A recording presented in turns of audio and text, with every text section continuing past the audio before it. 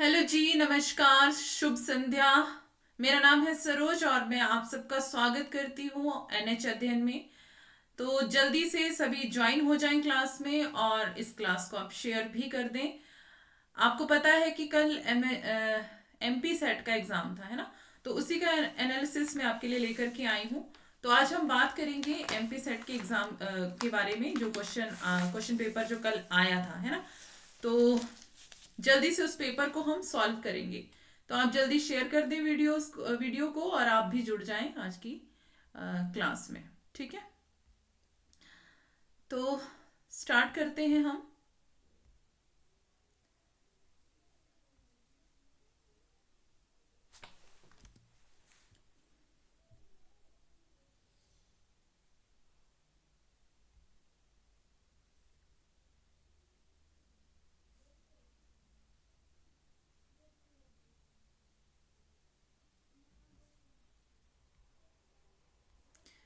चलिए जी, तो पहला क्वेश्चन आपकी स्क्रीन पर है।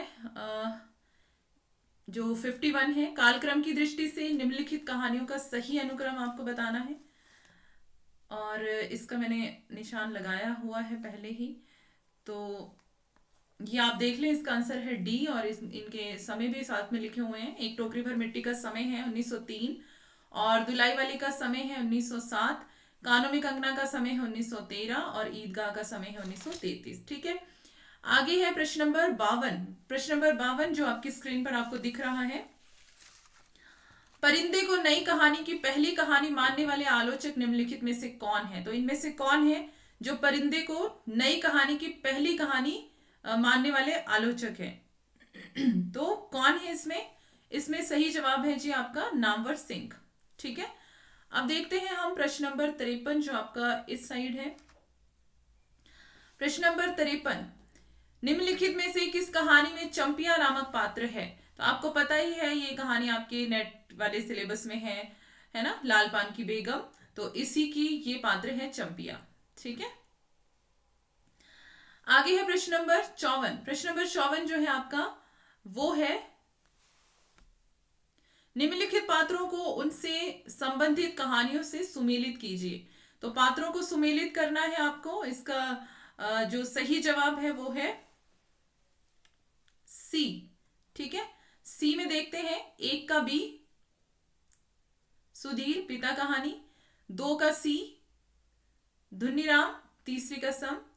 और तीन का डी, करीमुद्दीन परिंदे कहानी। और अनीता आपको पता ही है राही कहानी में, है ना।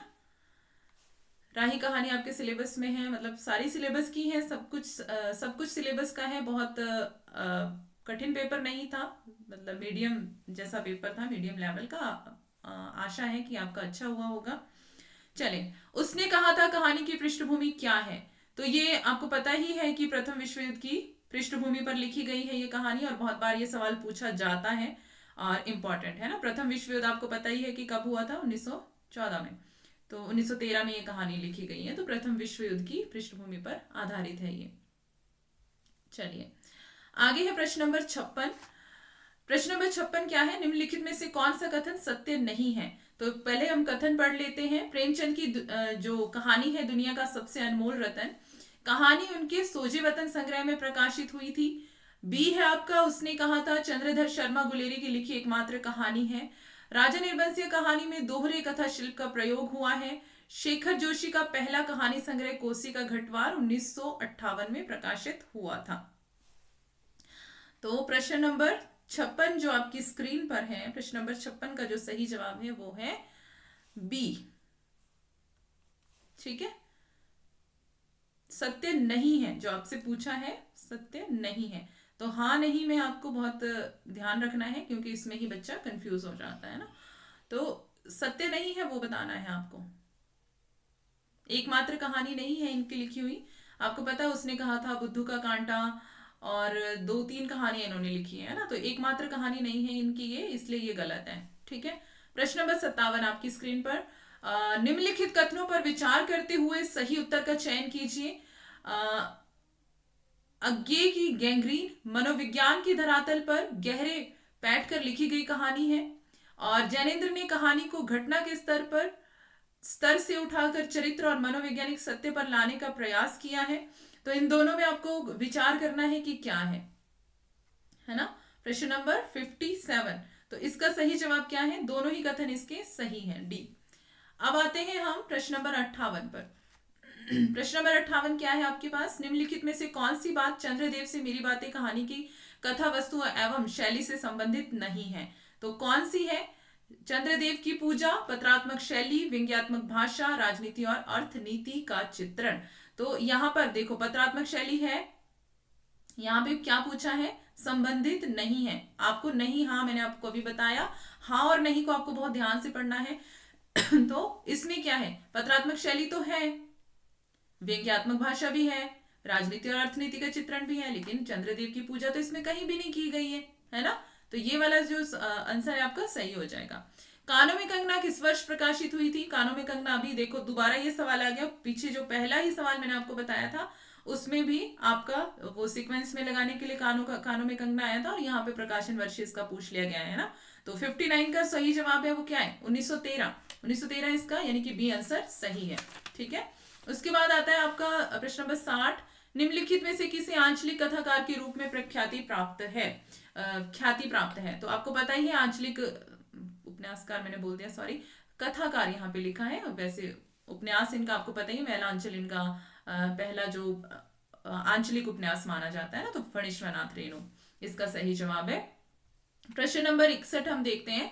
चंद्रगुप्त नाटक में निम्नलिखित में से कौन सा पात्र नहीं है? तो इनमें से कौन सा पात्र है जो चंद्रगुप्त नाटक में नहीं है?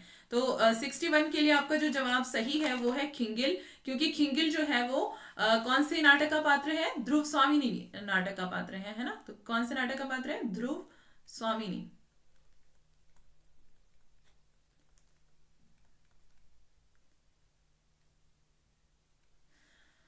हाँ, आगे चलते हैं। प्रश्न नंबर 62। अंधायुग नाटक के संबंध में निम्नलिखित में से असत्य है?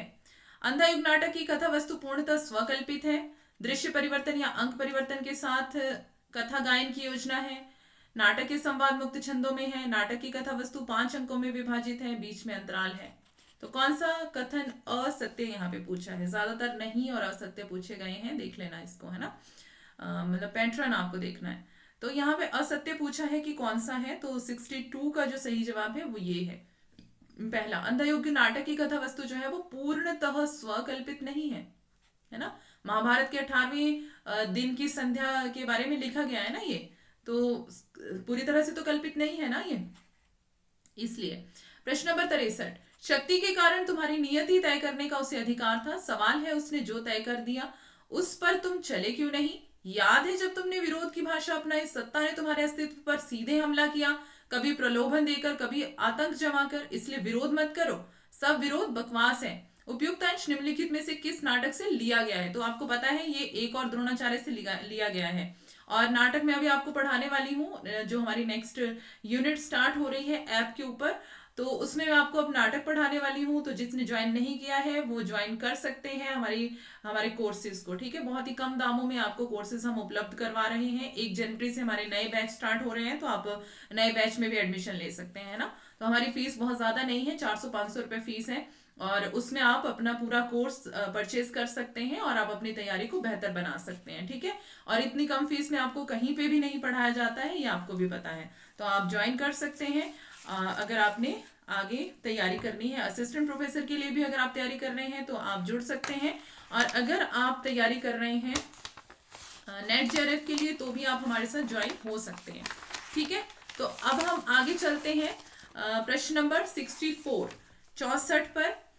आषाढ़ का एक दिन के संबंध में निम्नलिखित में से, यहाँ पर भी देखो असत्य कथन पूछा गया है ना। तो हिंदी में यह पहला यथार्थवादी नाटक है जो बाह्य और आंतरिक यथार्थ के अंतर्द्वंद को संवेदनशीलता के साथ देखता है। प्रस्तुत नाटक 4 अंकों में विभक्त है। इस नाटक की प्रत्यक्ष विषय वस्तु कालिदास के जीवन से संबंधित है। इसमें बिंबों के प्रभावी नाटकीय प्रयोग के साथ साथ शब्दों के अपूर्व मितव्ययता भी है। तो यहाँ पे क्या है, सबसे पहले कि यह हिंदी में पहला यथार्थवादी नाटक है जो बाह्य और आंतरिक यथार्थ के अंतर्द्वंद को संवेदनशीलता के साथ देखता है ना। और क्या है, ये सही है। ठीक है, प्रस्तुत नाटक 4 अंकों में विभाजित है, ये गलत है, ये 3 अंकों में है। ठीक है, तो ये वाला आपका गलत हो जाएगा। इस नाटक की प्रत्यक्ष विषय वस्तु कालिदास के जीवन से संबंधित है, आपको पता है, बिंबों का प्रयोग भी इसमें हुआ है। ठीक है, उसके बाद आते हैं हम प्रश्न नंबर 65। जय जय कलयुग राज की, जय महामोह महाराज की, अटल छत्र सिर फिरत थाप जग मानत जाके काज की, कलह अविद्या मोह मूढ़ता सबे नाश के साज की। भारत दुर्दशा नाटक की उपयुक्त पंक्तियां किस राग से निबद्ध है? तो राग जो है इसमें राग काफी का प्रयोग हुआ है, ये आप देख लेंगे। ठीक है, बाकी जब हम पढ़ेंगे इसको तो मैं आपको इसको डिटेल में पढ़ा दूंगी। अभी आते हैं हम प्रश्न नंबर 66 पर। अंजू दीदी नाटक में पति पत्नी का संबंध निम्नलिखित में से किन पात्रों के मध्य है? तो अंजलि और इंद्र नारायण पति पत्नी है, श्रीपत उसका भाई है, अनिमा अनिमा इंद्र नारायण की पत्नी तो अंजलि है, मुन्नी और श्रीपत ये मतलब गलत है। तो यहाँ पे पूछा है किन के मध्य में पति पत्नी का संबंध है, तो वो है अंजलि और इंद्र नारायण। प्रश्न नंबर 67 है इसमें, प्रजहाति यदा कामान सर्वान पार्थ मनोगतान। ये वाली ठीक है, मैं पूरी पंक्तियां नहीं पढ़ रही हूँ। उपयुक्त अंश जो है वो किस पात्र के द्वारा कहा गया है, तो ये देखते हैं हम। ये जो कहा गया है ये कहा गया है युधिष्ठिर के द्वारा। ठीक है, तो इसका सही जवाब होगा डी। उसके बाद हम आते हैं जी 68 पर। हम कुछ सुनना नहीं चाहते, अपना फैसला हमने बता दिया, यदि यह नहीं हुआ तो खैर नहीं, पर हमें देवी प्यारी है, उसका हुक्म हुक्म है, यदि कोई सजा कहेगी। ठीक है, मैं इसको भी पूरा नहीं पढ़ रही क्योंकि फिर ज्यादा टाइम लग जाएगा। बकरी नाटक का ये प्रस्तुत अंश जो है वो किस अंक से और किस दृश्य से लिया गया है, ये सवाल है आपका। तो कौन से अंक के कौन से दृश्य से ये वाला जो लिया गया है ये वाली पंक्तियां, तो ये है इसका जो सही जवाब है दूसरे अंक के पहले दृश्य से। ठीक है, तो बी इसका सही जवाब है। ककड़ी वाला किस रचना का पात्र है? तो आगरा बाजार, ये आपको पता ही है, इसमें कुछ ज्यादा ढूंढने की जरूरत ही नहीं है, पहला ही आंसर इसमें सही है। चंद्रकला और मनोरमा किस नाटक की पात्राएं हैं? तो चंद्रकला और मनोरमा दोनों स्त्री पात्र हैं। तो कौन से नाटक की है? सिंदूर की होली, पता ही होगा आपको क्योंकि बहुत ही जो सवाल है बेसिक से है ना, बहुत ज्यादा डिटेल तो है नहीं। जन्म दिया माता सा जिसने, किया सदा लालन पालन, जिसकी मिट्टी जल से ही है, रचा गया हम सबका तन। उपयुक्त पंक्तियां किसके द्वारा रचित हैं ये पूछा गया है प्रश्न नंबर 71। तो ये पंक्तियां हैं जी मन्नन द्विवेदी की। ठीक है, आगे आते हैं हम प्रश्न नंबर 72 पर। दिल्ली दरबार दर्पण निबंध के संबंध में निम्नलिखित में से कौन सा कथन सही नहीं है? तो यहां पर क्या पूछा है? सही नहीं। दिल्ली दरबार जो है वो 1 जनवरी को हुआ था, पता ही है सबको, है ना? सही है। यह दरबार जो हिंदुस्तान के इतिहास में सदा प्रसिद्ध रहेगा, एक बड़े भारी मैदान में नगर से 5 मील पर हुआ था ये, और ये भी सही है। ठीक है, उसके बाद है बीच में श्रीयुत वायस राय का गोल चबूतरा था, ऐसा कुछ भी इसमें नहीं दिया गया है। उसके बाद क्या हो गया, चलो अब क्या है, इस चबूतरे पर श्रीयुत अपने राज सिंहासन पर सुशोभित हुए, तो सी जो है इसका गलत है। उसके बाद आते हैं हम प्रश्न नंबर 73। भारतवर्षोन्नति कैसे हो सकती है? भारतवर्षोन्नति कैसे हो सकती है? निबंध के प्रारंभ में किस शहर का उल्लेख किया गया है? तो बलिया का इसमें वर्णन है, ये आपको पता ही है ना? बहुत बेसिक सवाल है, पता ही होगा और आपने सही भी किया होगा। प्रश्न नंबर 74। निम्नलिखित में से कौन सुमेलित नहीं है? अब यहाँ पे बड़ी लंबी लंबी पंक्तियां दी हैं और बहुत बड़ा सा सवाल है। उधर प्रभात ने अपनी सुफेद किरणों से अंधेरी रात पर सुफेदी सी छिटकाई, इधर मेरी प्रेयसी मैना अथवा कोयल की तरह अपने बिस्तर में उठी। मजदूरी और प्रेम दिया हुआ है इसमें, है ना, जो ए है। उसके बाद आते हैं आगे, भविष्य का ज्ञान अत्यंत अद्भुत और रहस्यमय है, जिसके कारण प्राणी आने वाली विपत्ति की कुछ भी भावना ना करके अपनी दशा में मग्न रहता है। ये कविता क्या है? ये निबंध से सी है जी आपका इसमें लिखा हुआ। विलासिता और कलात्मक विलासिता एक ही वस्तु नहीं है, तो ये उत्तरा फाल्गुनी के आसपास दिया हुआ है, ये यहाँ से नहीं है, तो ये वाला कथन सही मतलब गलत होगा आपका। और उसके बाद है महीनों से मन बेहद बेहद उदास है। ठीक है, जब हमें अपना जवाब मिल गया तो हम इसको नहीं पढ़ेंगे, बाकी आप देख लेना, है ना, फ्री टाइम में इसको, मतलब बाद में देख लेना इसको। जैसे कई अंधों के आगे हाथी आवे और कोई उसको नाम बता दे तो सब उसे टटोलेंगे। यह तो संभव ही नहीं है कि मनुष्य के बालक की भांति उसे गोद में ले सब कोई कोई अवयव का ठीक ठीक बोध कर ले। ये गद्यांश किस निबंध से उद्धृत है? ऐसा यहाँ पे आपसे सवाल पूछा गया है, तो ये शिव मूर्ति निबंध से लिया गया है ना, मूर्तियों के बारे में यहाँ पे बात हो रही है। प्रश्न नंबर 76, मजदूरी और प्रेम सहित सरदार पूर्ण सिंह ने कुल कितने निबंध लिखे हैं? तो 7 निबंध।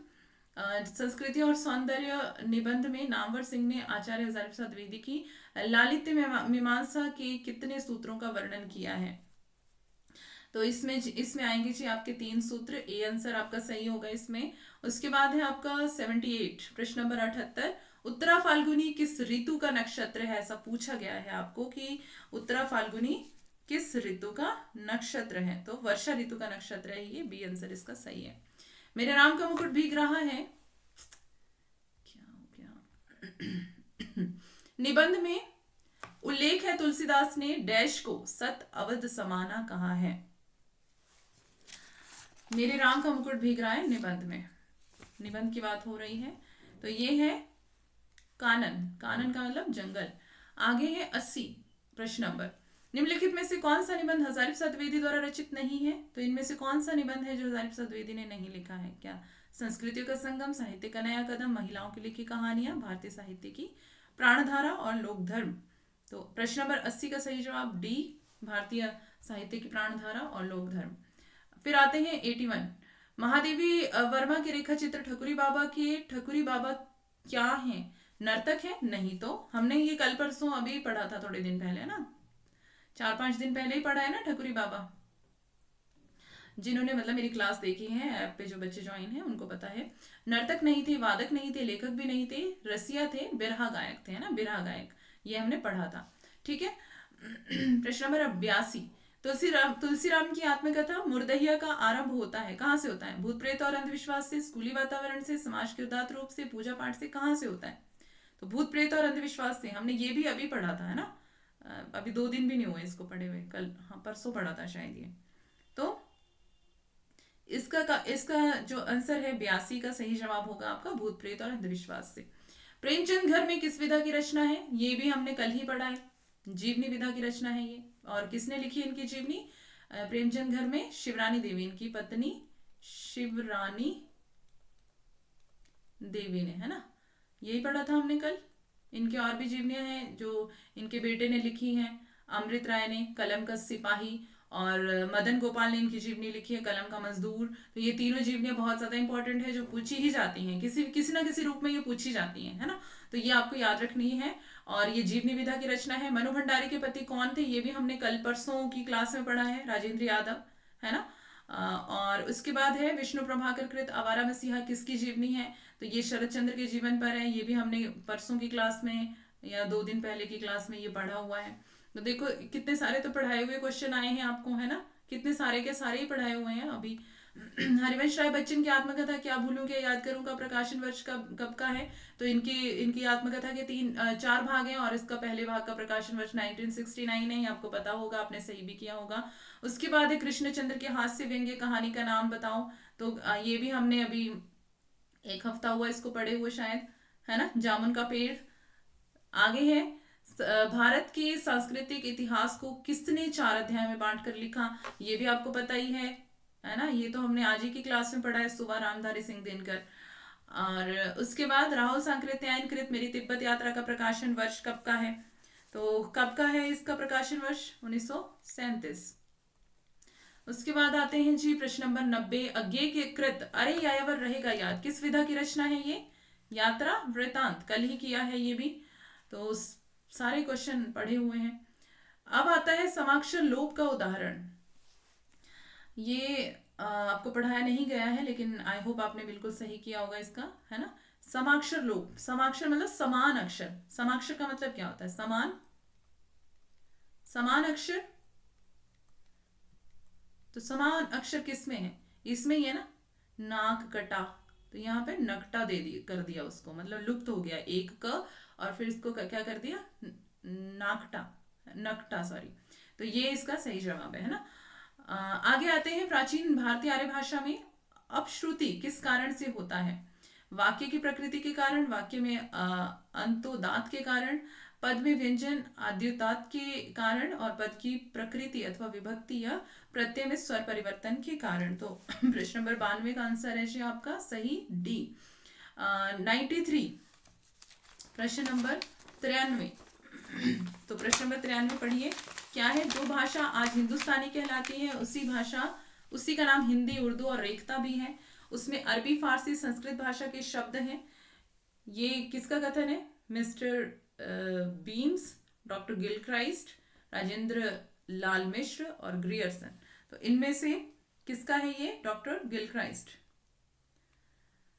हिंदुस्तानी। आगे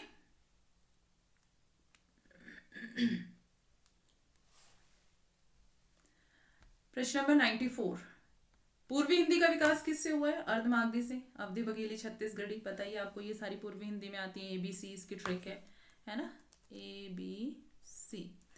अवधि बघेली, छत्तीसगढ़ी। चलो आगे है 95, राजभाषा अधिनियम 1963 की धारा 3 कब लागू की गई थी? आपको पता है, अधिनियमों से क्वेश्चन आते हैं ना राजभाषा पर।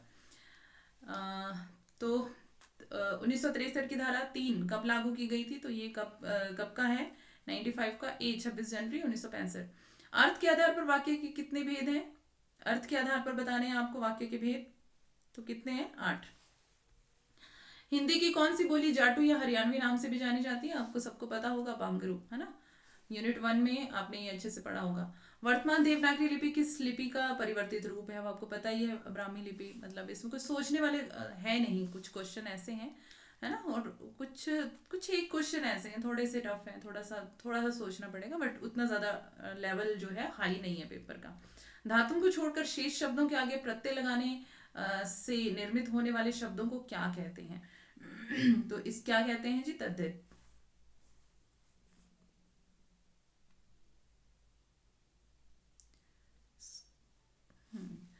चले आगे चलते हैं। करण कारक का उदाहरण। करण कारक कारक अगर आपको आते होंगे, कर्ता ने कर्म को करण से। अब करण से यहाँ पे क्या है? यात्रा भोपाल से रवाना हुई, मतलब कि भोपाल से यात्रा अलग हो रही है, जा रही है ना। तो हिमालय से गंगा निकलती है, ये भी अलग हो रही है। आपके दर्शन से लाभ हुआ, या पेड़ से पत्ते गिरते हैं, तो पेड़ से पत्ते गिर रहे हैं, वो भी अलग हो रहे हैं, है ना। तो इसमें क्या हो रहा है? सी इसका सही जवाब है। ये इसका जो है कर्ता ने कर्म को करण से, आपके दर्शन से लाभ हुआ, है ना। द्वारा के साथ संप्रदान, को के लिए अपदान से जुदाई। तो इनमें जुदाई हो रही है ना, इसमें भी जुदाई हो रही है। इसमें भोपाल यात्रा भोपाल से रवाना हुई, तो जुदा हो रहे लोग, भोपाल से अलग हो रहे हैं, ठीक है। यहाँ पे क्या हो रहा है? हिमालय से गंगा निकलती, यहाँ भी जुदाई हो रही है, गंगा निकलती जा रही, बहती जा रही है, ठीक है ये। और पेड़ से पत्ते क्या हो रहे हैं? जुदा हो रहे हैं, गिर रहे हैं, है ना। तो यहाँ पे अपदान से जुदाई, तो मतलब कि जुदाई हो रही है, अपदान कारक आएगा इनमें वाक्यों में, और इसमें आएगा करण कारक। फिर आते हैं हम प्रश्न नंबर 101, राहुल सांकृत्यायन ने सिद्धू की कितनी संख्या मानी है? तो इसका आंसर होगा 84। प्रश्न नंबर 102, विद्यापति के संदर्भ में निम्नलिखित कथनों का अवलोकन करना है आपको। विद्यापति ने संस्कृत भाषा में कोई ग्रंथ नहीं लिखा, गलत है बिल्कुल ही। इनकी रचना संस्कृत में भी है, अवहट में भी है। विद्यापति दरबारी कवि नहीं थे, ये भी गलत है। विद्यापति मिथिला के निवासी थे, ये सही है। विद्यापति ने कीर्तिलता और कीर्ति पताका की रचना अवहट में की थी। और इनमें से क्या बताना है? नीचे इसके कूट भी दिए हुए हैं, कोड दिए हुए हैं, तो कोड के आधार पे आपको इसका आंसर बताना है ना। तो प्रश्न नंबर 102 का जो आंसर होगा आपका, वो क्या पूछा है इसमें? अवलोकन करना है ना। तो ग और घ दोनों इसके सही हैं, और बाकी जो आपके ऊपर वाले हैं वो गलत हैं, ठीक है। उसके बाद आते हैं हम इधर, देश में मुसलमानों का राज्य प्रतिष्ठित हो जाने पर हिंदू जनता के हृदय में गौरव, गर्व और उत्साह के लिए कोई अवकाश न रह गया था। अपने पौरुष से हताश जाति के लिए भगवान की शक्ति और करुणा की ओर ध्यान ले जाने के अतिरिक्त दूसरा मार्ग ही क्या था? ये बहुत बार पढ़ाया है मैंने, तो ये कहाँ किसका कथन है? शुक्ल वाली बुक से, रामचंद्र शुक्ल का। चले जी, मध्यकालीन वैष्णवाचार्यों और उनके दार्शनिक विचारों की दृष्टि से कौन सा विकल्प असंगत है? ऐसा पूछा है। निम्बार्काचार्य द्वैताद्वैत, वल्लभाचार्य शुद्धाद्वैत, रामानुजाचार्य विशिष्टाद्वैत, माधवाचार्य, यहाँ पे अद्वैत नहीं आएगा, द्वैतवाद आएगा, ठीक है। प्रश्न नंबर 105, पंडित राम गुलाम द्विवेदी ने तुलसीदास द्वारा रचित ग्रंथों की संख्या कितनी मानी? शुक्ल वाली बुक में आपको ये इसका आंसर मिल जाएगा, ठीक है। और शायद आपने, जिन्होंने शुक्ल वाली बुक मुझसे पढ़ी, उनको पता होगा, इसका सही जवाब करके आए होंगे आप, है ना। तो 13, नेही महाब्रज भाषा प्रवीण और सुंदर तानी के भेद को जाने, जो वियोग की रीति में कोविद भावना भेद स्वरूप को ठाने। ये पंक्ति किस कवि के द्वारा रची गई है? किस कवि के द्वारा नहीं, किस कवि के बारे में। अब देखो यहाँ पे भी कंफ्यूजन है अगर आपने ढंग से सवाल नहीं पढ़ा है ना, जिसे मैंने पढ़ लिया था अभी, कि किस कवि के बारे में, किस कवि की है, वो तो घनानंद की है। लिखी किसके बारे में है? नहीं महाब्रज भाषा प्रवीण, तो ये किसके बारे में लिखी है? पद्माकर के बारे में। ठीक है, तो प्रश्न नंबर 106 का आपका जवाब है जी सही बी। प्रश्न नंबर 107, हरिश्चंद्र मैगजीन का प्रकाशन कहाँ से आरंभ हुआ? तो कहाँ से आरंभ हुआ था इसका प्रकाशन? हरिश्चंद्र मैगजीन का बनारस से आरंभ हुआ था। अब आते हैं हम इधर 108 में। छायावाद शब्द का प्रयोग दो अर्थों में समझना चाहिए, ये तो नेचुरल सी बात है, शुक्ल ने ही कहा है ना, तो इतना ज्यादा पढ़ने की हमें जरूरत भी नहीं है, शुक्ल ने कहा है ये। रचना और रचनाकार की दृष्टि से कौन सा विकल्प सुमेलित नहीं है? तो इनमें से सुमेलित नहीं बताना है आपको। विष्णुप्रिया कुंवर नारायण, कनुप्रिया धर्मवीर भारती, लोकायतन सुमित्रा नंदन पंत, रश्मिरथी रामधारी सिंह दिनकर। तो पहला जो है सुमेलित नहीं है, ज्यादातर नहीं वाले सवाल पूछे गए हैं। और विष्णुप्रिया है किसकी? गुप्त की है ना, मैथिली शरण गुप्त। 110, निर्मला गोदान गबन प्रेमाश्रय। निर्मला गोदान गबन प्रेमाश्रय, प्रेमचंद के इन उपन्यासों के प्रकाशन वर्ष का आरोही क्रम बताना है आपको। तो इसका आरोही क्रम जो पूछा गया है आपको, इसका है सी।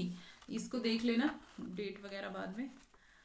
ठीक है, आचार्य मम्मट ने काव्य के कितने प्रयोजन निर्दिष्ट किए हैं? काव्य के कितने प्रयोजन बताए हैं आचार्य मम्मट ने? अगर आपने काव्य शास्त्र ध्यान से पढ़ा होगा तो बहुत ज्यादा मुश्किल सवाल भी नहीं है ना, तो इसका आएगा आंसर सी यानी कि 6।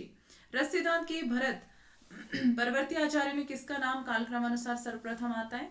तो ये भट्ट लोलट इसका सही जवाब होगा बी। उसके बाद आते हैं प्रश्न नंबर 113 पर। भारतीय रस सिद्धांत की तुलना में डॉक्टर रिचर्ड का भाव प्रेरण सिद्धांत अधिक स्पष्ट, व्यापारिक और मनोविज्ञान सम्मत है। यह कथन किसका है? 113 का जो सही जवाब है वो डॉक्टर नगेंद्र। चिरजीवो जोरी जुरे क्यों ना संदेह गंभीर, जो घटी के जो घट को घटी ये वृषभानु जा की हलदर के वीर। कौन सी शब्द शक्ति है इसमें? तो प्रयोजनवती लक्षणा। दुल्हिन गाँव हो मंगलाचार, मंगलाचार ये आपको पता ही है, कबीर की पंक्तियां हैं। और पूछा गया है यहाँ पर कि दुल्हिन और भरतार किसके लिए है? तो आत्मा और परमात्मा के लिए। ये तो बहुत सोचने वाले है नहीं सवाल, है ना। आगे है प्रश्न नंबर 116, काव्य की पूर्ण अनुभूति के लिए कल्पना का व्यापार कवि और श्रोता दोनों के लिए अनिवार्य है। यह कथन किस आलोचक का है? तो प्रश्न नंबर 116 का जो जवाब है 116 का सी यानी कि रामचंद्र शुक्ल। किसकी आलोचना की थी इन्होंने? उसने कहा था जो गुलेरी वाली कहानी है ना। उसके बाद आते हैं जी प्रश्न नंबर 117 पर। निम्नलिखित में से कौन रूपवाद से संबंधित नहीं है? फिर से यहाँ पे नहीं पूछा है, ये भी आपको देख लेना है ना। रूसी रूपवाद 117 का जो सही जवाब है वो है रेमंड विलियम्स, तानिनोव, मिस्टर विस्टर, श्किलोवस्की और बोरिस। तो इसमें तानिनोव नहीं होगा। आगे है 118, प्लेटो ने काव्य के कौन से भेद स्वीकार किए हैं? तो यहाँ पे कोड भी दिए हुए हैं नीचे। तो अनुकरणात्मक, प्रहसन और दुखांतक नाटक, वर्णात्मक, डिथिरम, प्रगीत, मिश्र महाकाव्य जैसे होमर, इलियड, ओडेसी। तो यहाँ पे कोड का आपको चयन करना है, तो सही जवाब आपका ये होगा 1 और 2। ठीक है, उसके बाद आते हैं 119 पर। मेरे विद्यापीठ के 2 भाग हैं, एक है शरीर और दूसरा मस्तिष्क। अन्य सभी छात्र शरीर हैं और अरस्तु मस्तिष्क हैं। यह कथन किस पाश्चात्य दार्शनिक का है? तो ये सहज सी बात है कि ये प्लेटो का कथन होगा, है ना, इनके शिष्य थे ये। निर्व्यक्तिकता के संदर्भ में टीएस इलियट किसके विचारों से प्रभावित थे? किसके विचारों से प्रभावित थे टीएस इलियट? बहुत ही आसान सवाल, एजरा पाउंड। अच्छा, मुझे हो सकता है मुझे आसान लग रहा हो, तो आपके लिए कठिन भी हो सकता है, बट कोई बात नहीं है। अगर आपके लिए कठिन है तो आप क्या करें, सीखें, है ना। 121, लल्लूलाल जी कृत प्रेम सागर किस रूप में लिखित है? खड़ी बोली गद्य में। प्रश्न नंबर 122, हिंदी साहित्य का आधा इतिहास, सुमन राजे। आचार्य रामचंद्र शुक्ल ने हिंदी के किन गद्यकारों को अंग्रेजी गद्य साहित्य के एडिसन और स्टील कहा है? तो ये प्रताप नारायण मिश्र और बालकृष्ण भट्ट। तो प्रताप नारायण मिश्र एडिसन है और बालकृष्ण भट्ट स्टील है, ऐसा शुक्ल कहते हैं इनकी अपनी पुस्तक हिंदी साहित्य का इतिहास में। हिंदी नई चाल में ढली, कब ढली थी? मैंने बहुत बार ये करवाया है बच्चों को। 1873 में।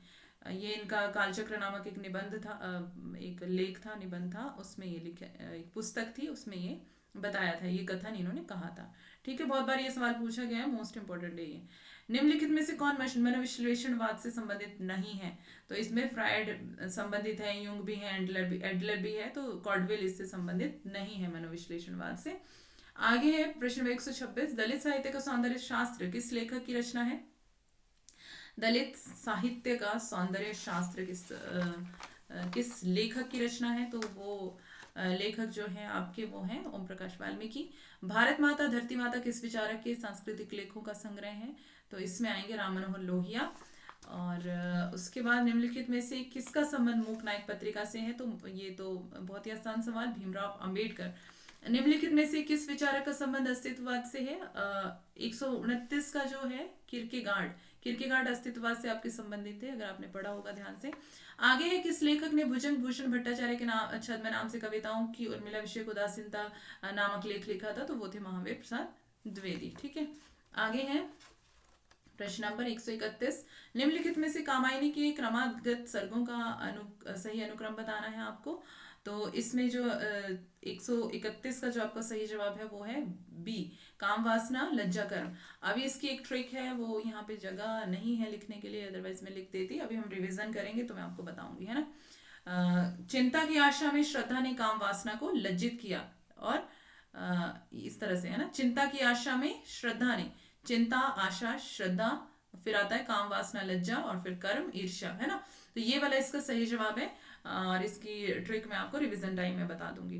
मतलब जितनी भी ट्रिक्स होंगी जब हम रिवीजन करेंगे, जितने भी जैसे भी आपको याद करवाना है तो मैं आपको याद करवाऊंगी, आपको ज्वाइन होना है। ठीक है, मैं नीर भरी दुख की बदले महादेवी वर्मा का यह गीत इनमें से उनके किस काव्य संग्रह में संकलित है?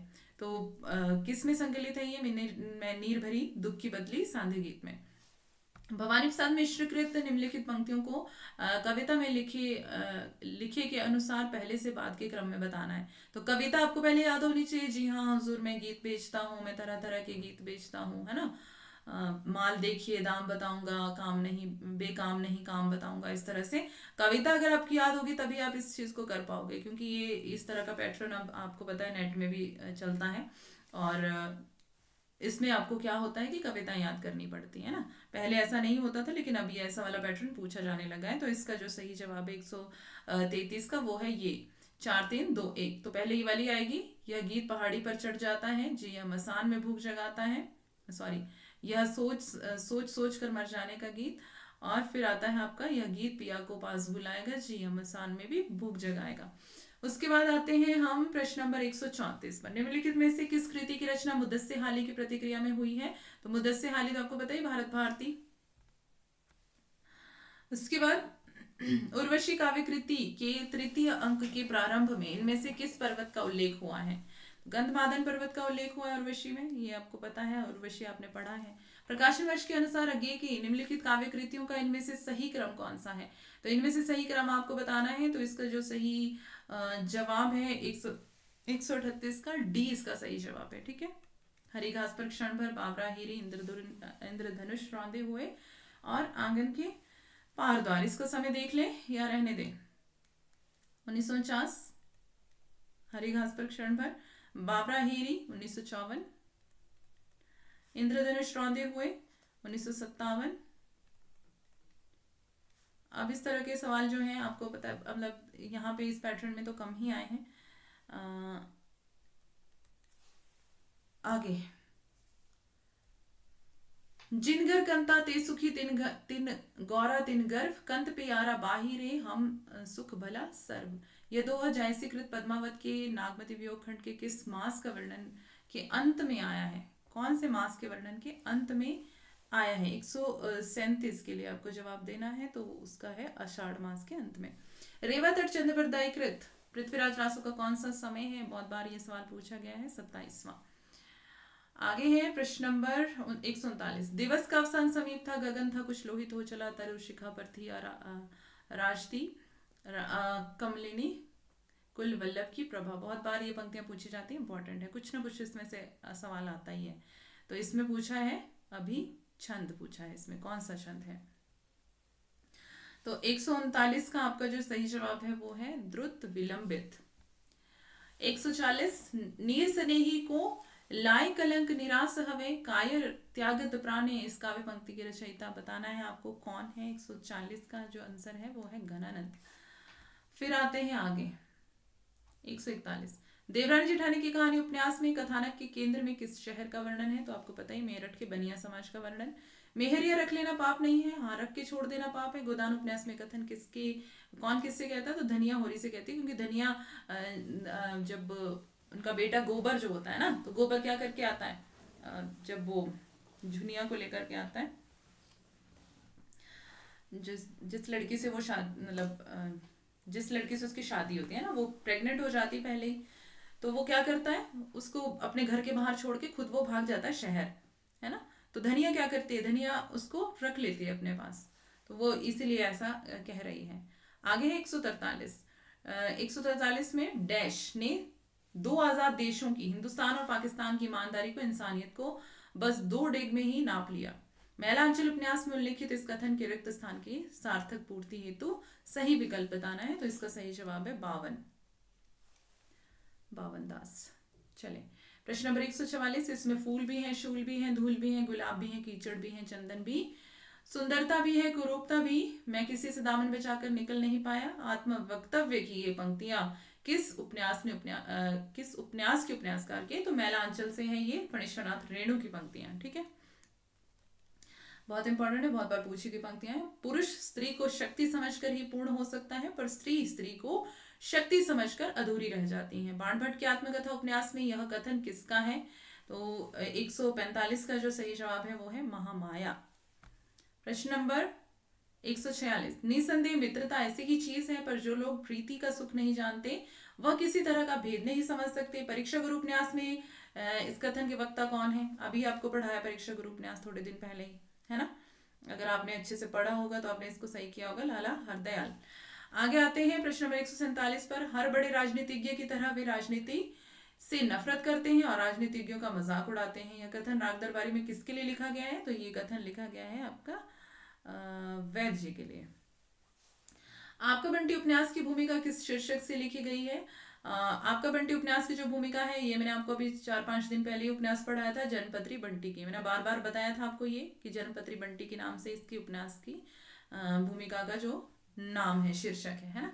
उसके बाद यहाँ पर आते हैं, कृष्णा सोबती की उपन्यास जिंदगी नामा पर कौन सी हिंदी फिल्म बनी है? तो ट्रेन टू पाकिस्तान बनी है, ये भी आपको पता होगा। उसके बाद निम्नलिखित उपन्यासों को प्रकाशन वर्ष के अनुसार व्यवस्थित कर सही विकल्प का चयन करना है आपको, 150 नंबर क्वेश्चन का। और उसके बाद आपका ये लास्ट क्वेश्चन है, एंड है आपका। इसके बाद आपका नहीं, सॉरी, मतलब क्वेश्चन पेपर का, है ना। तो 150 का जो है सही जवाब है सी, शेखर एक जीवनी, मैलांचल, धरती धन्ना अपना और जिंदगी नामा। शेखर एक जीवनी का भाग 1 भी दिया हुआ है, मतलब आगे पार्ट 1 भी लिखा हुआ है। शेखर एक जीवनी का समय बता देते हैं आपको, क्या है? 1941, 54, मैलांचल का समय 1954, धरती धन्ना अपना का 1972, या आपको सब करवा चुकी हूँ, है ना, 1979 ये इसका समय है। तो ये तो था आपका एग्जाम का एनालिसिस, और आई होप आपने अच्छा किया होगा और आपके सही, बहुत से सवाल आपके सही हुए होंगे। तो ऐसे ही मिलते हैं नेक्स्ट क्लास में। तो आप अपना बहुत बहुत ख्याल रखिए, पढ़ते रहें, स्वस्थ रहें, खुश रहें, आनंदित रहें, और हम मिलेंगे नेक्स्ट क्लास में। अगर आप मेरे साथ पढ़ना चाहते हैं कोर्स को डिटेल में, तो आप ऐप को डाउनलोड कर लें, HN अध्ययन को। और हमारा 1 जनवरी 2025 से बैच शुरू होने वाला है नेट JRF के लिए नया, ठीक है। तो अगर आप एडमिशन लेना चाहते हैं उसमें, तो आप ज्वाइन हो सकते हैं हमारे साथ। तो ठीक है जी, बाय बाय, टेक केयर, मिलते हैं नेक्स्ट क्लास में। तब तक के लिए आप अपना बहुत सा ख्याल रखिए, बाय बाय।